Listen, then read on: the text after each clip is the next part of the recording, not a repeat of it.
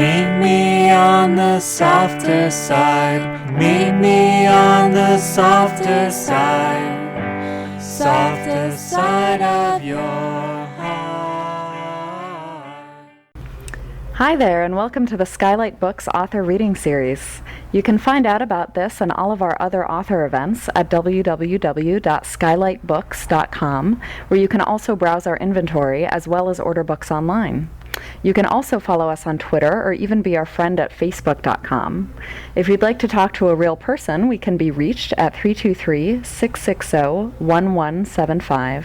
And don't forget, Skylight Books depends on listeners like you to help support us. So whether you're in our neighborhood or browsing online, buy a book or two to help ensure that we'll be around for a long, long time.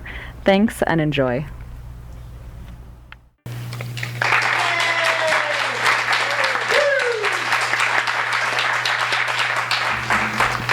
Hi guys, thank you for the warm welcome, Kenny, and you all. I don't know how many of you know who I am or have been following my story, so I'm going to tell you a little bit about myself. I was born in Iceland in 1967, and I had quite a troubled childhood, and was on early age when I was around 5 or 6. I was diagnosed. I was put to the children's psychiatry hospital in Reykjavik, and I was diagnosed with what was called maladaptio, and the word maladaptio did not mean anything to my parents or my family. My parents were quite old when they had me. My siblings were much older than I am, were and still are. My brother is 25 years older than I am, and so to my parents, this diagnosis, and I had showed some abnormal behavior.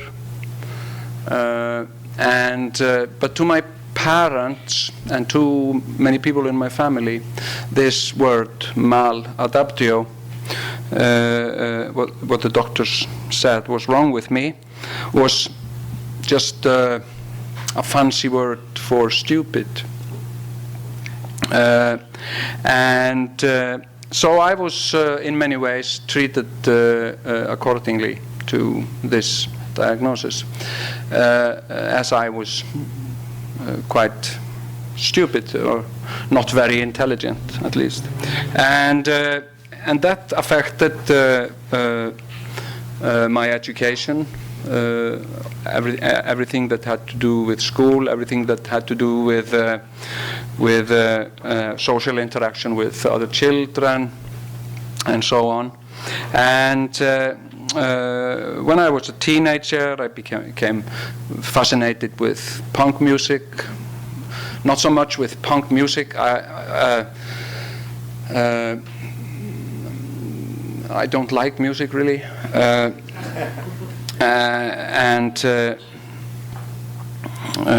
but more with philosophy of punk, the do-it-yourself ideology, and not least anarchism. I was fascinated with anarchism, with the concept of anarchism, and I heard that first in lyrics by punk bands, and I remember watching on television and seeing the Sex Pistols perform Anarchy in the UK. And what fascinated me especially about about this video was not the music. It was the fact that the lead singer was not somebody that you would consider handsome. He was kind of ugly guy, and he had the red hair, like me. And the odd thing is that I am the only one, or I was the only one. I don't have red hair anymore, really, with red hair. But everybody in my family has dark hair. My parents had dark hair, and so there were speculations about that my father was not my real father above everything else. And so I became quite active in the punk scene in Iceland, and I didn't get any formal education, and when I became teenager, there wasn't much alternatives for jobs for me. I had dreams of doing stuff. I wanted to be an actor, but first you had to go to this and that school and get that grade and so on, and so I worked most of my younger years as a teenager. I from age 16 worked factories and construction work, but I was a party guy. I liked to party, and I was a funny guy. I was funny. That was something that I had to contribute. I was maybe stupid, but I was funny, and I felt it myself, and people told me, and I could see people laughing. So I had something that was unique, something that not everybody had. I was funny, and I was in the time I was in school. I took the role often as to be the clown, to be the mascot in class, and I think when I think back at it, I think it was had a lot to do with the fact that it's better to be funny than to be stupid. And to say, it's not that I can't learn, it's just that I don't want to learn because I'm an anarchist. And we don't need no education. Teachers, leave them kids alone. And I sang that when I burned my school books in front of my school when I was 12. And after that I said I will never do any more of this silly learning. I'm now an anarchist. But after working in factories and construction work for a few years, and after I started having children at an early age, I got offered to do comedy. And sometimes at parties, I had some joke, I had some story, something. I made up a little play, and then, and entertained. Maybe it was a lousy party, and I could entertain everybody. After parties, for example, and get something going, and I would tell stories, and afterwards people would remind me of the stories and say, "Oh, it was so much fun at the party, the story that you said." And one day I got a phone call from a guy I didn't know who said, "I heard you were a funny guy, and we're having this party, and we were wondering if you were willing to come and tell a few jokes." And "No, I don't think so." And then he offered me money. And what he offered me for doing 30 minutes of jokes was the same as I earned in a week in the factory where I was working at the time. And the name of the factory was Plastos. And that's how I became a professional comedian. I started doing it, and little by little, it became my living. And then when I was 25, 26, I was a professional comedian. And I did stand-up and had my own radio show, and that led into television. I made TV series, sketch shows, and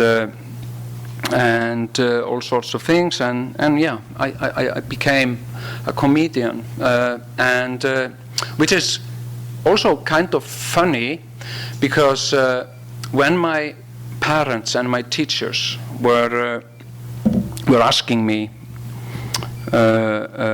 when I was little and refused or showed very little interest in education and learning, "What are you going to be when you grow up if you don't learn anything?" And I said, "I want to be a clown in a circus." That was my dream when I was about 8 years old. I want to be a clown in a circus. And they said, "You will never be a clown in a circus, Jón. And you are never," and I remember those exact words, not exact because they were in Icelandic actually, so not exact, but exact translation, thank you. You are never gonna go ahead in life, Jón, acting like a fool. My teacher said, and but she was wrong. And I made a living, I fed my family, and I made a name for myself as a comedian. And that's been my life, being a comedian, making up comedy, and making people laugh, trying to make people think, fight prejudice, and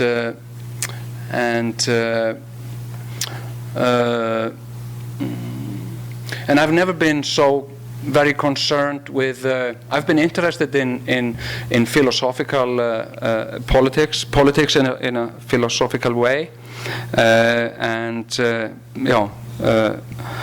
political philosophy, anarchism in particular, and. But I've never followed contemporary politics like many people do. I didn't know who was the prime minister. I didn't care.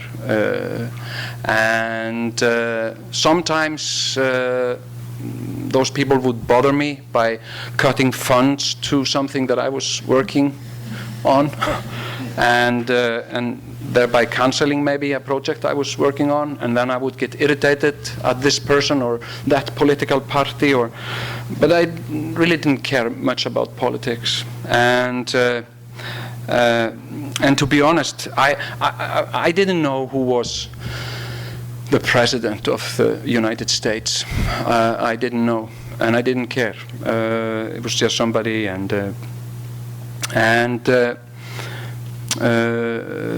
but all that changed in 2008 when we had the financial crisis happening in Iceland.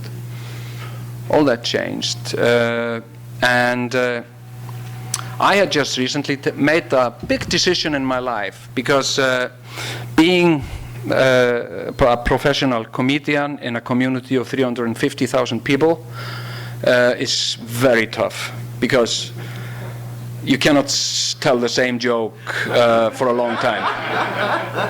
In a week, everybody's heard the joke. So you have to be very productive. It's hard work. And I know in bigger countries, like in the States, I mean, a comedian can have the same routine for like a few years. Mine was like maximum a month. Then I had to come up with a new routine, something new. So I had decided to get a steady job at an advertising agency and be a creative for an advertising agency. And then came the crisis when I had worked there for a few months, and I was laid off. I was sacked. They were laying people off because they mostly did ads for the banks. And as the banks did not exist anymore, we didn't have anyone to do ads for. So I was out of work once again, and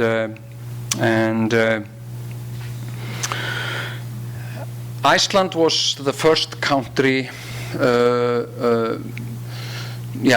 Was the first country, or one of the countries who took the worst hit by the economic crisis, and was technically bankrupt. I am not sure what's the difference between bankruptcy and technical bankruptcy, but the Prime Minister came on TV and said that certain measures had to be taken, otherwise Iceland might go bankrupt, and we went into a program with the IMF, and everything happened so sudden, and people were confused, afraid. Many people were losing their jobs, losing their losing everything, belongings, apartments, houses. Investments vanished, and there was a lot of anger and frustration and fear in the air,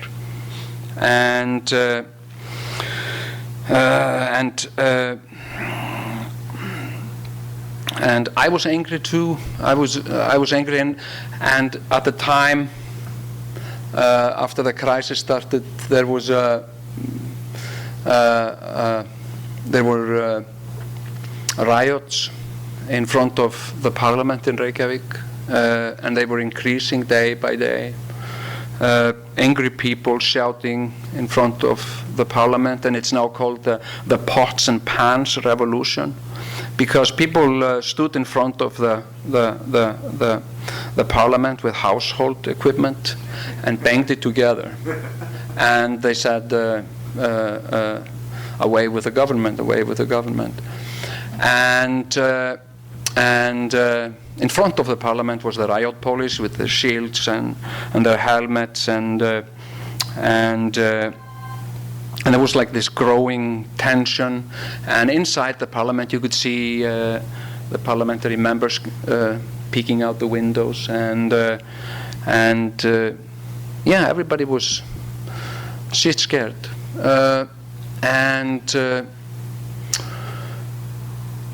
and then I got this idea.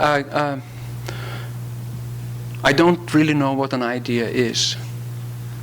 I think a new idea is maybe when one idea has sex with another idea somehow, and they produce a new idea that is some part of both of them, but something new also. And I combined my life experience with my comedy, and I thought maybe this is a moment where somebody like me can step into and make a change something. So I decided that I would make a new political party that was nothing like any other political party in the world, and it would be much better than any other political party, and also much more successful than any other political party. And I called it the best party, because it would be the best party. And I would ask people and encourage people to vote for the best party. If you want the best, vote for the best. So it was made sense to me. And as it is, in my opinion, with democracy and politics,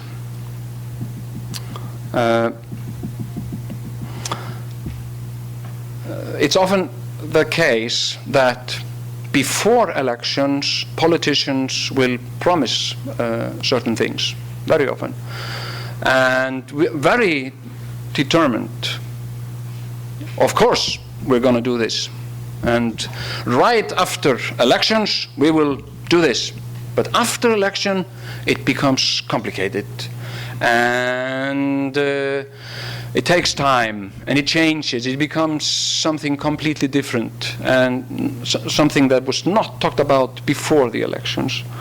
And so I decided to base a political party only on honesty and fun and empathy. Honesty, fun, and empathy with other people, and anything else was nonsense.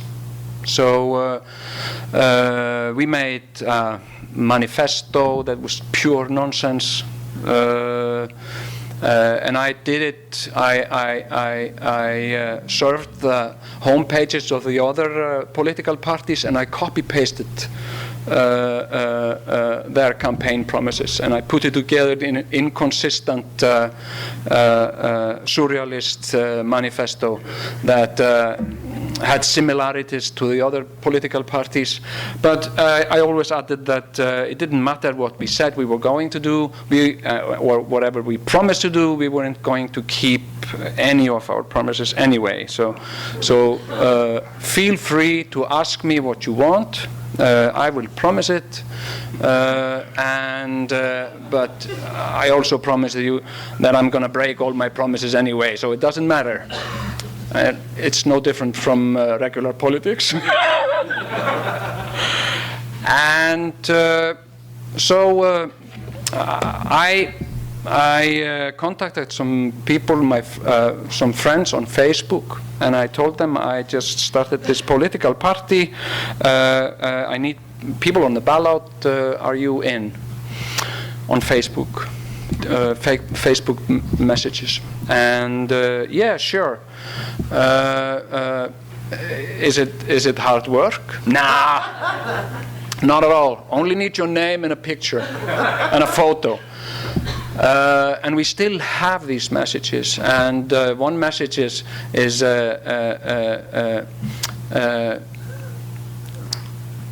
do you want me to send you a photo, or do you crop it off the internet?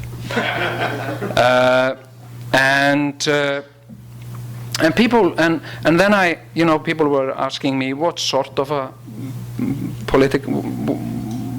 what ism is it? Is it left, or is it right, or is no? It's neither. It's a new thing. It's anarcho-surrealism. It's a combination of anarchism and surrealism. And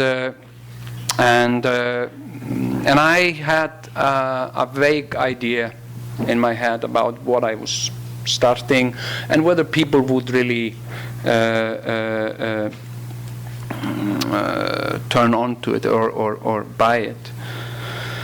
But more and more people got involved, and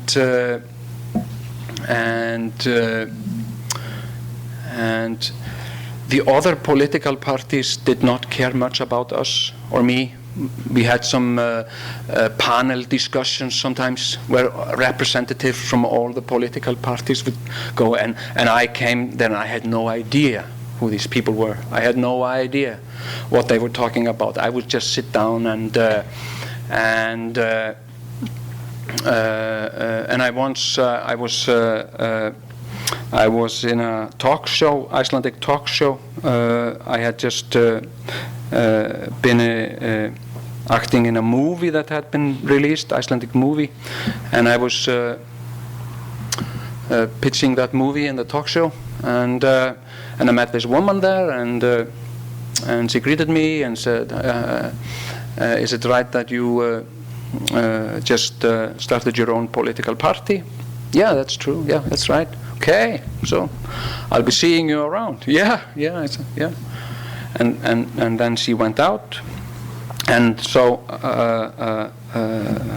I asked somebody there who was that woman, and that was the mayor. That was the mayor of Reykjavik. I knew that little about politics. But then right before, like 4 weeks before the elections, when they started doing polls, the media started doing polls, and Gallup polls started showing increasing support for the best party, to everybody's surprise. And on election day, we, the best party, we were 6 people, 6 to 20 people. We won the elections by a landslide. We got 37% of the vote. And I was mayor of Reykjavik. That was in 2010. Yeah.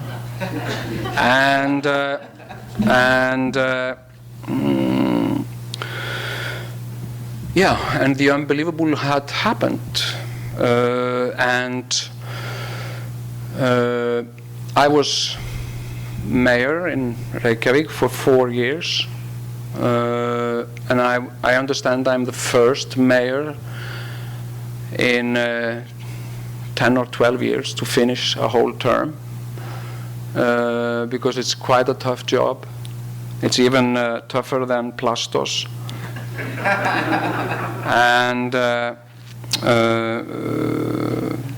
And we did many amazing things. It's been an amazing journey, and I think it can be an inspiration to others. Maybe not in exactly this way, but in maybe some other way. And therefore I wrote this little book as an insight into my story and into this time, and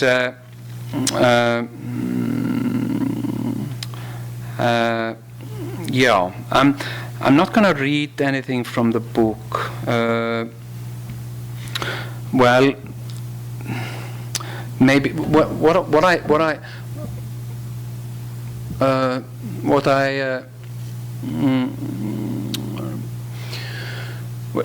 there is one conclusion that I have come to, that politics are overrated. They are not as important as many people want to believe, especially not on the municipality level. Municipality politics is very little politics. It's 97% common sense. How to run a city has very little to do with politics. Much more so to do with planning, transportation, and communication, and cooperation between people, and communication skills. So I focused a lot in my work. I focused a lot on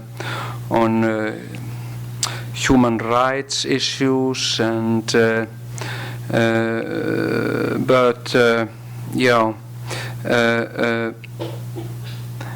many political scientists have tried to explain what the best party is, and everybody has been wrong about it. I've never heard an explanation that makes sense to me.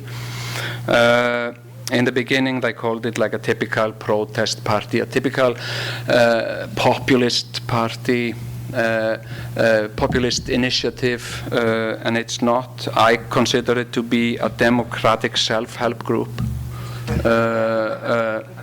and it's like an intervention into a diseased culture, with healthy people entering into a sick culture, and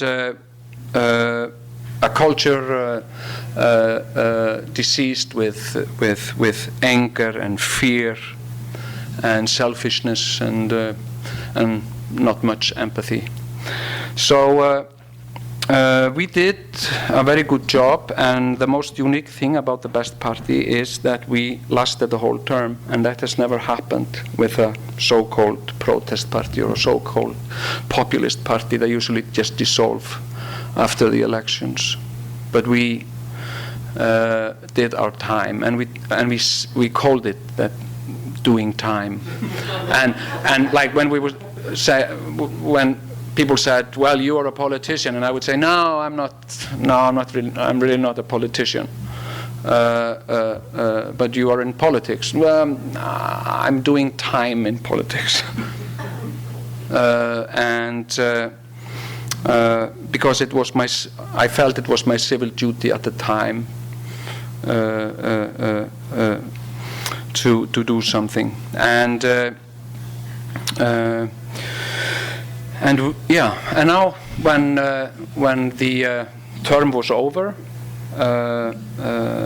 we ended the Best Party, and we all quit, or others continued in different political parties. I quit, and even if polls showed that the majority of people in Reykjavik wanted me to continue to be mayor of Reykjavik, I was a popular mayor, but I still decided to quit because I'm a comedian, and that's why I stopped working in Plastos, and that's now why I stopped working as mayor. I didn't plan on any career as a politician.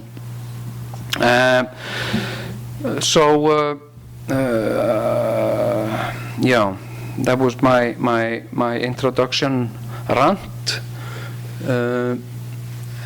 Now I think we can have some. I would be pleased to answer any questions if you have any questions for me, and I would be pleased to try and answer them.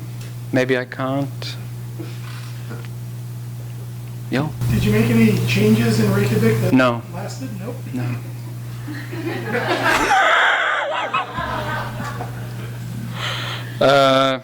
Well, it's just 2 months, about 2 months since I quit. Well, yes, we made many changes, both practical changes. We went into very drastic financial actions, especially towards the Reykjavik Energy Company, which was also technically bankrupt, and we made up an emergency rescue plan for the Reykjavik Energy Company, and that was quite ambitious plan, and it's going has been going according to the plan, and people tell me that after I was mayor, the mayoral job will never be the same, but I don't know. I mean, you never know. But I'm happy to say that it did not change me, and I think I've proven a very important point there, that you, as an ordinary person, even a person who's not interested in politics, can go under certain circumstances into politics and work directly in politics without being affected by it, or and I have not aged 30 years during those 4 years, and all of us in the Best Party who got elected, we're all still friends, and so it worked. But I don't know. I like to say that I see the best party as the first little mammal in the world of the dinosaurs. But I don't know if it's going to survive, and the dinosaurs may rule the world forever. I don't know.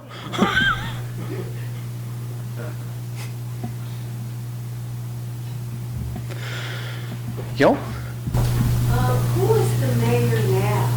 And you think that person will benefit from your experience, was interested in benefiting from your experience? Yes. When we formed the majority, we made the coalition with the Social Democrats. And that's how we formed a majority in the city. And the leader of the Social Democrats, he is now mayor of Reykjavik. And he has said openly that working with me has changed, working with me and the Best Party has changed him and his views on politics. And many other people have said so too. So, yeah, but, yeah. Yep. Think you would run for president down the road? I don't think so. I'm asked a lot. So, do you think you could imagine becoming the next president? I'm not sure about it. I don't think so, but who knows? I never intended to be a mayor. I didn't know what it was, so life is what happens while you're making other plans, like the man said. So, Now that you're going back into comedy, do you think you'll turn your experiences as a politician briefly into like another TV series? Yeah, well, that's a good question. I don't know. What I would really like now to do is to distance myself from politics for a while, and I'm not ready. Mentally ready to start. I feel mentally ready to start making fun of politics in that way. But there have been ideas about that, and people have approached me and asked me, "Would you be willing to work on a project about city politics?" Blah blah blah. And so, but you. Do you think that a group like the Best Party would be able to function on a state or a national level where there are a lot more politics and less common sense? Well, that's a very good question. I doubt it, but on the other hand, I think that the political equilibrium is changing, and the cities are, or the municipality level, and at least in Europe, I'm not sure about the States, but at least in Europe, the municipality level is growing in political strength, and there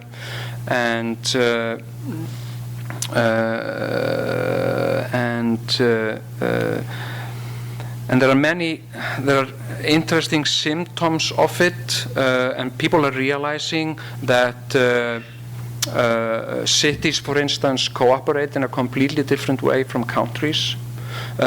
Cities rarely go at war with each other, or never. And even now, at this time, the political power of the cities, and I believe the cities are the future, and countries are more the past, or the and a very interesting example of that was when Denver, Colorado, decided to legalize medical marijuana. That was a very interesting. I followed that, and because that was something that the government did not approve of, and nobody really knew what was going to happen, and nothing happened because they overpowered. Denver overpowered Washington in a way.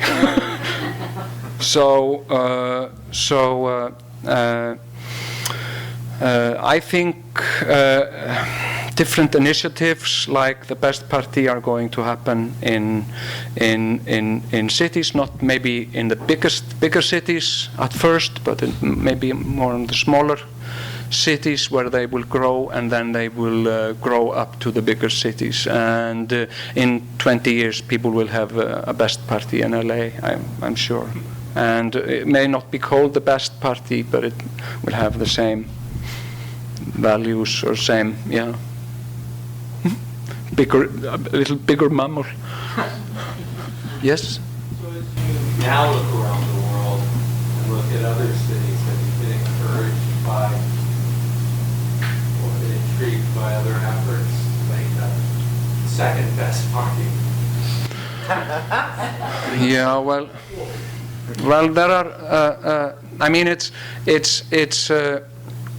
basically the idea is basically to be honest, hardworking, and willing and able to do the job.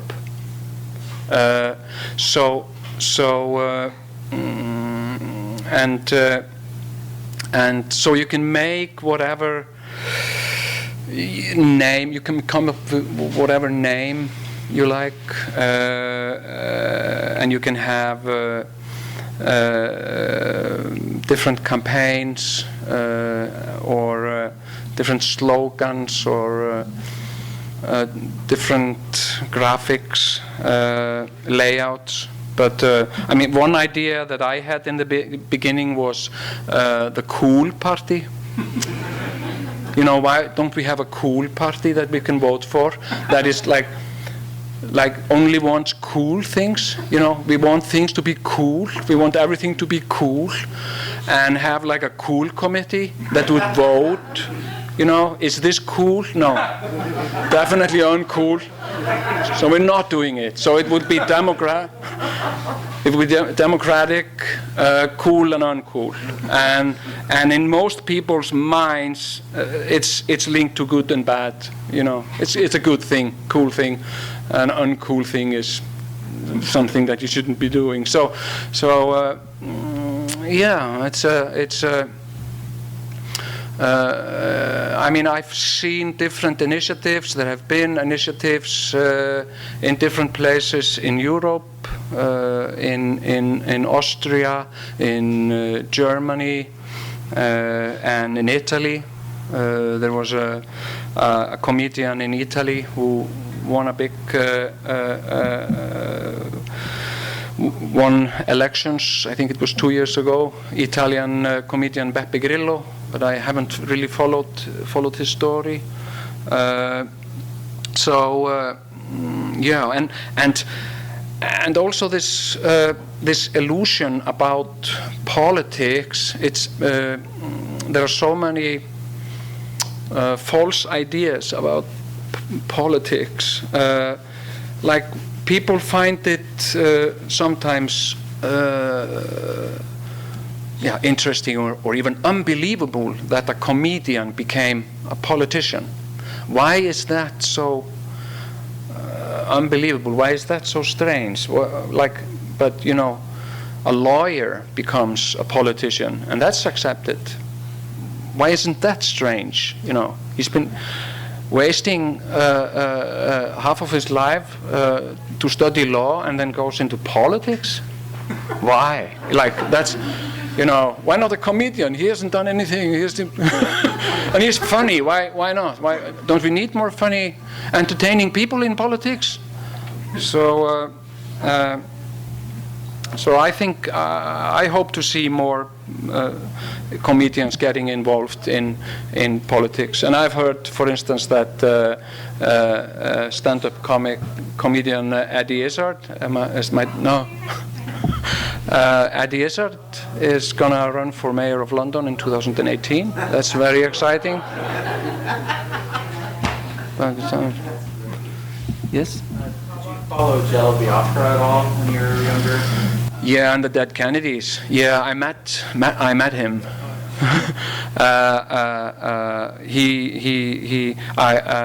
He was one of my childhood heroes, Jello Biafra, and I met him, but he was like a bitter old man. He was trying to run for mayor of San Francisco, right? No, for governor of California. I think, was it governor? I think so. Yeah. Running for something. So you're not president? No, yeah. When you said you're a career comedian, you got into politics, do you think there are any career politicians that should go into comedy? Sorry? So do you think there are any career politicians that should go into comedy? Well, that's a very interesting question. Well, first, what is a career politician, or the so-called? It's people who make politics a career. There are people who are passionate about politics. Like there are people who are passionate about stamps and cars and books, and so to my surprise, I thought most people who were politicians were half-wits and alcoholics. But when I started working with them, I realized the majority of people working in politics are people, or genuine people, who are genuinely interested in politics and want to work in politics, and have even studied political science, and are trying to do their best. And I think that's also what most people want to, especially when you're working in politics. You want to make good. You want to make something good, and you don't want to make a mess that your children and your children's children will look upon with embarrassment, and be embarrassed about what you did.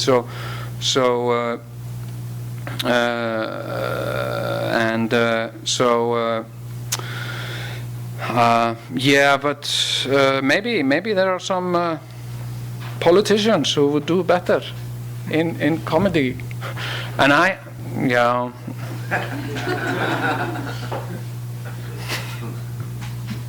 you.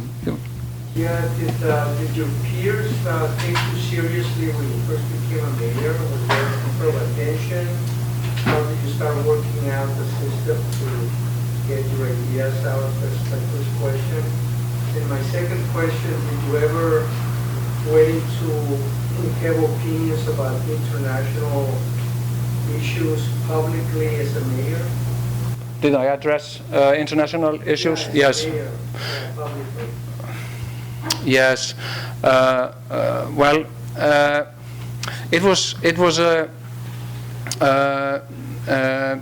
It was also in a way a way for me to prove that you can be a comedian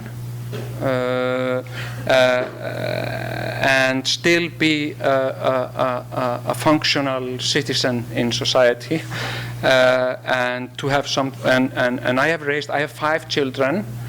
My daughter is here tonight. And I have 5 children. I have raised 5 children and still been a comedian.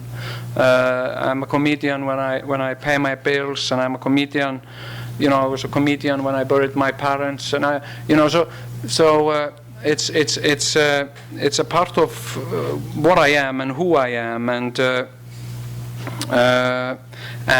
in terms of the international, that was something that surprised me, with the best party, that was the international attention it got. That people were I didn't expect it to raise any interest anywhere, but people were interested in it, and I realized that as a mayor of a capital city, I could have a saying, for instance, in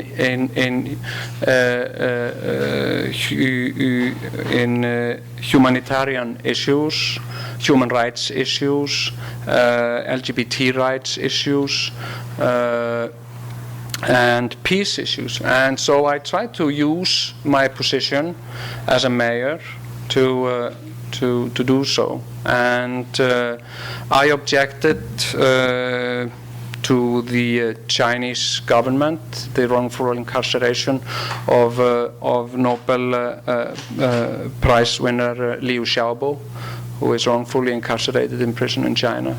That was something that I was not supposed to do, and nobody had done before. And when the city of Moscow decided to ban all gay pride parades for a century, as Moscow is a sister city of Reykjavik, I wrote the mayor a letter encouraging him to withdraw this ban, and it was unnecessary and causing harm, and it was a human rights violation. And when he did not answer my letter, I proposed that we would cut ties with Moscow. I suggested that Iceland would unjoin NATO, and so we could declare Reykjavik the first military-free city in the world, to show a good example. And I even wrote a letter to President Obama. He never answered that, but I want to read it for you.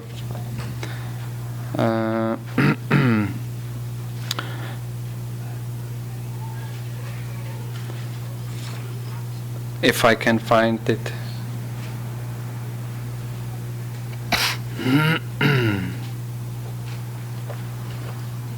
Are we running out of time? No? Okay.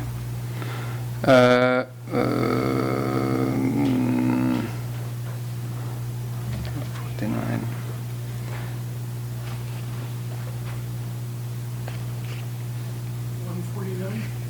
Yeah. Oh, I had it marked. Yeah. Oh, that's why I couldn't find it. I want to, read this letter. Dear Mr. President, I sincerely congratulate you and your family on your victory in the U.S. presidential election.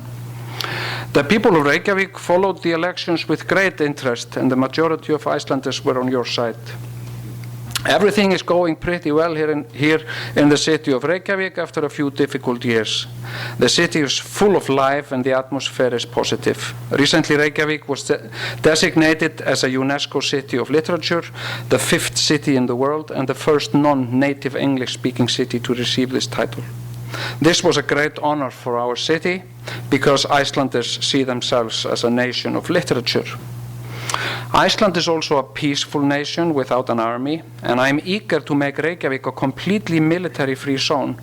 I have a dream that Reykjavik could, in the future, become a center for peace and human rights in the world.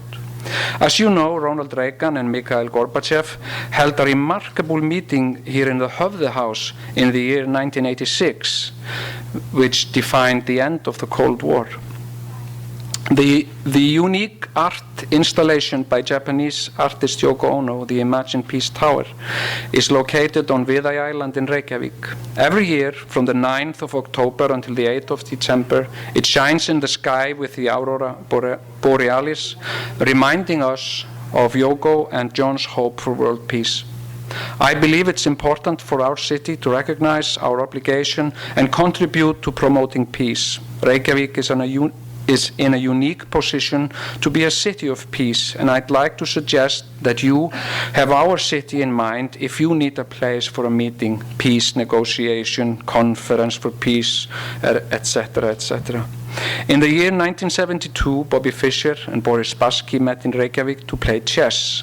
The match attracted more worldwide interest than any other chess match before or since. Bobby Fischer moved to Iceland in 2005, and he lived here until his death in 2008. He suffered from personal difficulties during the last few years of his life and is buried at Laugardæla Kirkjugarður in Iceland. Reykjavik and the United States have a good relationship. The U.S. Embassy in Reykjavik has truly achieved success in its work. The ambassador, the Honorable Louis E. Arrega, is an active participant in the cultural life of our city and is a very admirable representative of the USA. Seattle and Reykjavik are sister cities, and Seattle was a special guest of honor our last culture night, which is one of our city's main events. We also received a visit from the City Council of Denver last summer when Iceland Air launched direct flights between the two cities. If I can assist you or your great country in any way, do not hesitate to contact me. Send me an email or call, and I will be at your service. I know that you're a very busy man, but if you are even on the move, if you are ever on the move, it would be a pleasure and an honor to have the opportunity to meet with you and tell you about my idea regarding our special city, Reykjavik. Please feel free to drop by for a cup of coffee. We have an airport in the middle of the city. Last year, your grandmother, Sarah, came to Iceland, and unfortunately, I didn't have the opportunity to meet her at the time, but she's doing a very good job indeed. I hope you are in good health, and I wish you every success in the future. Regards, Jón Gnarr, the mayor of Reykjavik. Yeah. And Reykjavik became UNESCO City of Literature.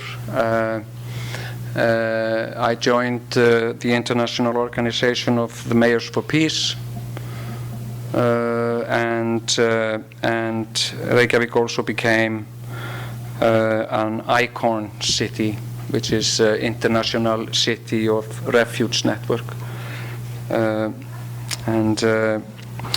so we welcome persecuted writers and journalists to come and stay in Reykjavik for a period of time, for 4 years.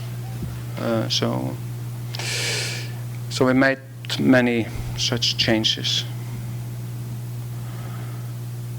Yes, one last question.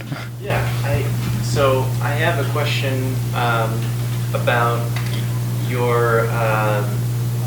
You were saying that you didn't change, but it seems from my view that you're kind of a hero for those of us that have a problem with ADD, and these types of things that never fit in well with the established school or the government.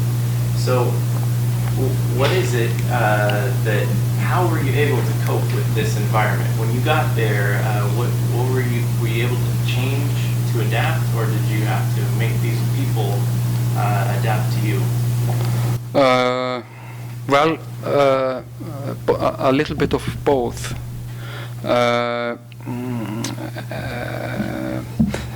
I have written books about my childhood and my experience and ADHD issues and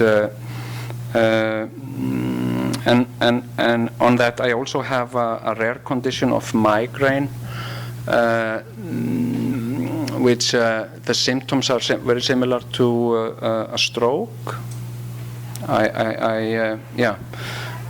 In an emergency room, people will easily, think I'm suffering a stroke when they see me, because I get paralyzed and I cannot speak, and but it's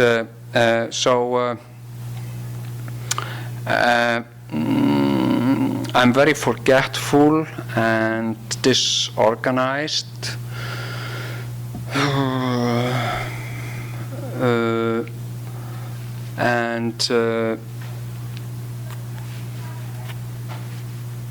For me, it has been very important to be humble towards that, and to be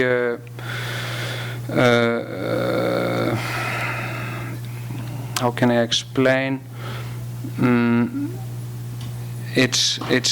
I try not to blame. I try not to blame, for instance, the school, the educational system, for my misfortune.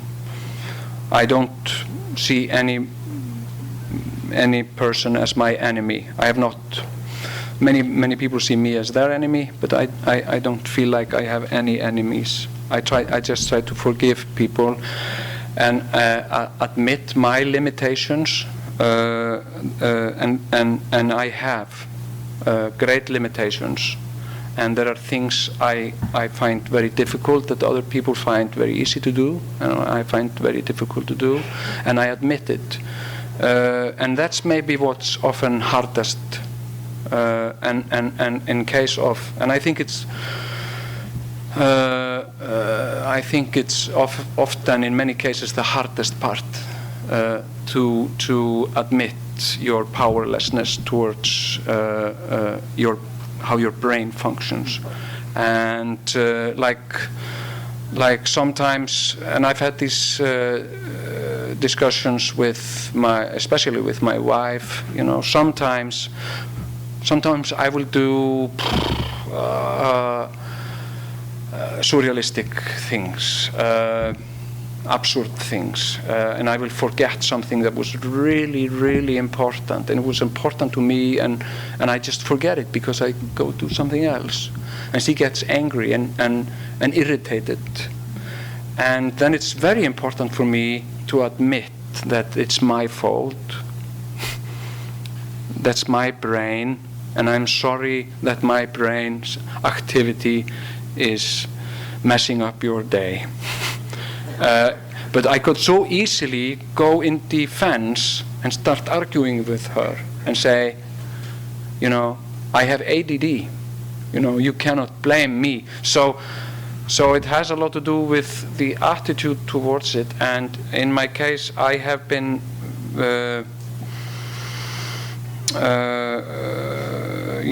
I have been very fortunate with cooperation from the people I have been working with, who have respected, who have bared with me my faults and respected my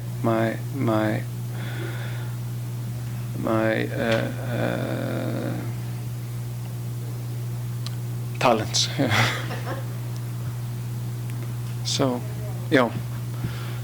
I want to thank you all for coming, and a pleasure being with you. Thank you.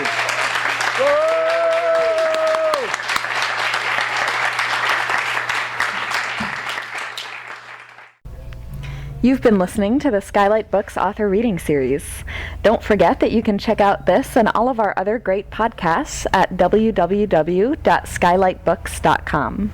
Today's music was provided by Fragile Gang. You can check them out at MySpace, Facebook, and the iTunes Music Store. Thanks for stopping by, and we hope to see you soon.